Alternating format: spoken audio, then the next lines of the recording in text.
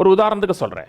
2 மணி நேரம் என்னுடைய கண்ட்ரோல்ல தான் இருக்கும். யாருமே ஏத்து பேசக்கூடாது, யாருமே என்னன்னு சொல்லக்கூடாது. 2 மணி நேரமும் டோட்டல் கண்ட்ரோல் என்னுடைய தான். அந்த 2 மணி நேரத்தில் நான் இங்க இருக்கிற ஒருவருக்கு ஒரு 10 நிமிஷம் கொடுக்கிறேன். அந்த 10 நிமிஷத்துல அவருடைய பேச்சை நான் தடை செய்ய மாட்டேன். நான் சொல் தவறாதவன், அவர் என்ன கூட தப்பா பேசினா கூட நான் உள்ள நுழைய மாட்டேன். என்றால் அந்த 10 நிமிஷம் டோட்டல் அதிகாரம், டோட்டல் உரிமை அவர் கொடுக்கப்பட்டது.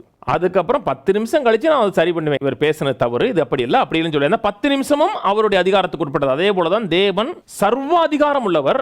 மனிதனுக்கு இந்த பூமியை கொடுத்து இந்த மனிதனுடைய அதிகாரம் இல்லாமல், மனிதனுடைய விருப்பம் இல்லாமல் அவனுடைய உலகத்துக்குள்ளாக தேவன் எதையுமே உள் நுழைந்து செய்ய மாட்டார். தேவனை விசுவாசிக்கல, தேவனுடைய வார்த்தைக்கு நம்ம செவி கொடுக்கல, தேவனுடைய சித்தத்துக்கு நம்முடைய மனதை செவி சாய்க்கவில்லை என்றால் நம்மை நாமே வஞ்சிக்கக்கூடிய மக்களாய் தேவனுடைய நோக்கங்கள் நம்முடைய வாழ்க்கையில் செயல்பட முடியாத அளவுக்கு நாம் தேவனை தடை செய்யக்கூடிய மக்களா இருப்போம். பிசாசு வஞ்சிட்டா தேவன் இதை செய்யலன்னு கிடையாது. தேவன் இவனுக்கு டோட்டல் அதிகாரத்தை கொடுத்து தேவனுடைய ஆலோசனைகளை, சிந்தைகளை அவனுக்கு கொடுக்கிறார். ஆனால் அவன் அதை ஏற்றுக்கொள்ள மனதில்லாதவனா இருந்தான் என்றால் தேவனுடைய வல்லமை அவன் உலகத்தில் செயல்படாத அளவுக்கு அவன் அதை தடை செய்யக்கூடிய மனிதனா இருக்கிறான்.